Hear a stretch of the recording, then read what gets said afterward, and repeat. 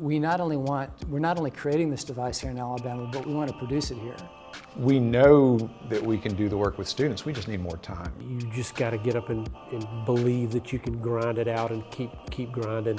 Don't believe you have to go outside of this community or this state to launch your idea, because you've got the expertise here. Come to Hardware Park.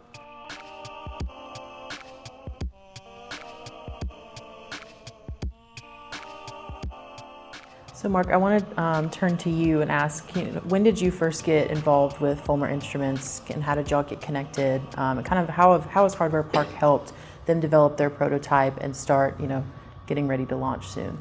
So they've been working together longer than Hardware Park has been around as a nonprofit.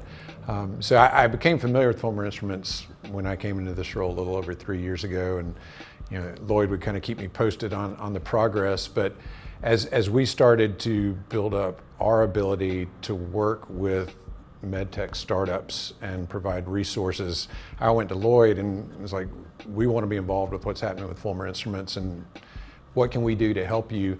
And really we're working with them on two fronts right now. With the bipolar, the first device they're developing, they're in a phase now of testing and some prescribed testing that they have to do to lead up to FDA. So we've been able to purchase some test equipment and set up a test lab for the electronics that they can now do that testing in-house, which I think has been helpful. That's one less thing that has to be farmed out to a third party. And then starting the development process for the second instrument, the monopolar, which uses the same basic form factor but requires modifications on some fronts. So we're helping with some technical assistance to allow them, while they're moving the bipolar forward, to in parallel be working on the monopolar device. Kind of speaking from a more general place, why do medical device companies need Hardware Park's help? Kind of what do y'all provide for those companies that's different from what other innovation hubs provide? And I think Ben's case is a good example. Ben had the idea. Ben needed the genes and the Lloyds to come around that and provide the expertise to do the development.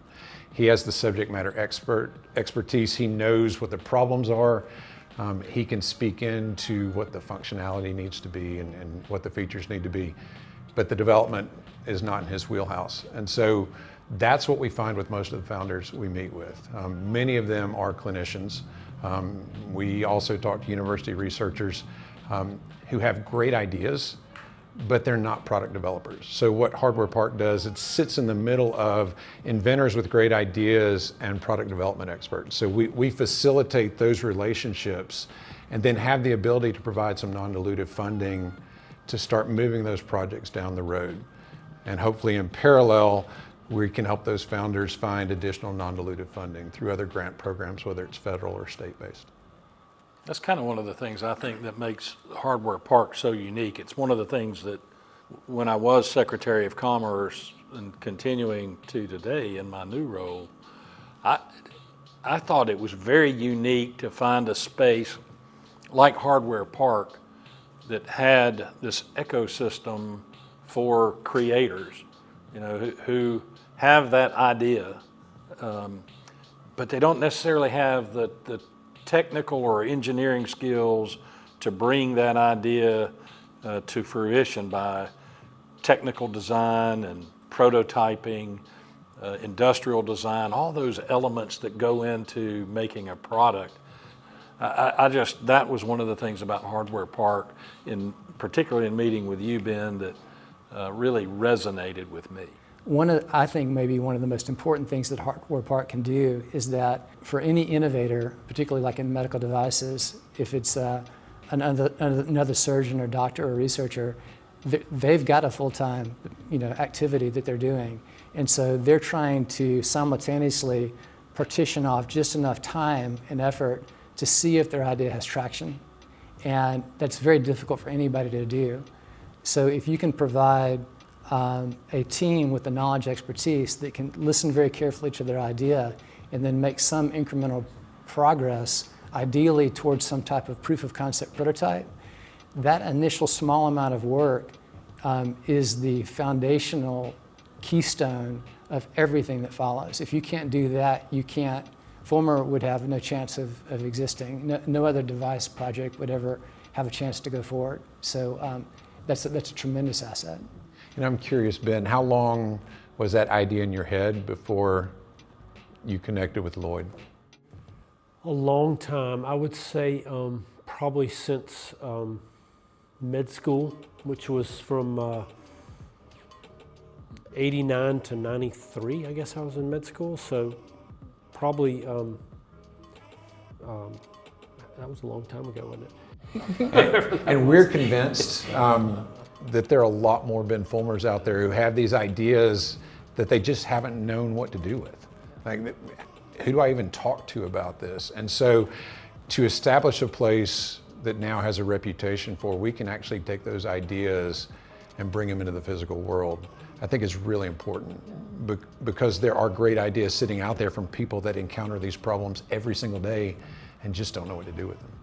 And let me say this too, I totally agree with that. You know, we're such a little pool of people, and we're in this little corridor every day. You know, we just kind of go like this every day. And for me, it's been so much fun just to do something different and watch something develop. You know, I guess maybe as my whole life as a kid, I thought it'd be really cool just to make something from scratch. You know, not that I think I'm the most creative guy really, but that's been a lot of fun for me. And we have more ideas that we'd love to pursue if we could. You know, if we have some success here, then it'll enable us, I suppose. So. Going back to funding, there's been a lot of kind of concern around NIH funding cuts in the medical research industry. Does that concern y'all as you're building this and going to trial and testing your prototype? Does that affect y'all a lot? How do y'all feel about kind of the current climate around certain funding for companies like yours? We are pursuing, I believe we're pursuing some NIH grants, but also the Department of Defense has opportunities. There are private foundations that are interested in supporting research in this area. So it is kind of a new and evolving landscape. I don't have a lot of familiarity with it, but it is something that to be aware of and to try to diversify as much as we can. Well, and I think you're talking about navigating through DC right now to understand the military side of things. Part of what I love about the ecosystem that we're building is it's this collective knowledge base now. So we're very fortunate, the timing of Innovate Alabama rolling out and when Hardware Park started. So we as Hardware Park have benefited from Innovate Alabama. Fulmer Instruments has. Astound Research, who you mentioned, is a local company that they have expertise in federal funding programs. They know what that looks like and how to position a company to be competitive and how to write competitive grants. So it's the combination of all of those things. So we're going to learn from their experience working with the DoD and the military to say, okay, what does that look like? So that the next time we've got some background, and the same thing happens with our product developers.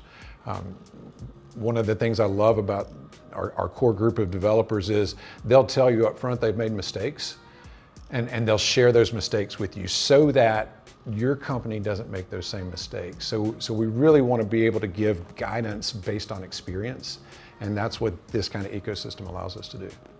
I'll tell you something else too. I'm kind of surprised just at the support. Like it just didn't occur to me. I've just never done this. And one of our investors told me a few years ago, he said, a lot of people do things that are pretty mundane and they get tired of doing them, whatever. If people see that you're doing something cool, they'll want to help you, and it just didn't really occur to me. I figured people would push back at everything you tried to do.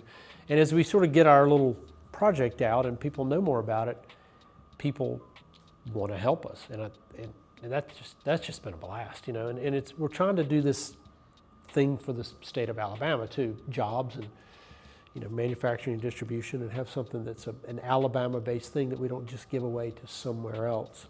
And but that's just been surprising to me that people would want to help you. I kind of had no idea.